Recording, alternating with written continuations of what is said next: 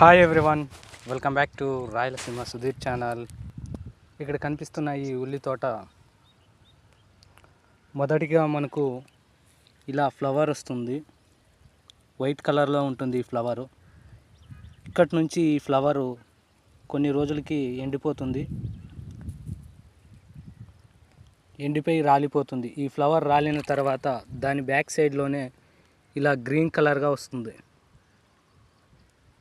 ఇది light green కలర్లో ఉంటుంది.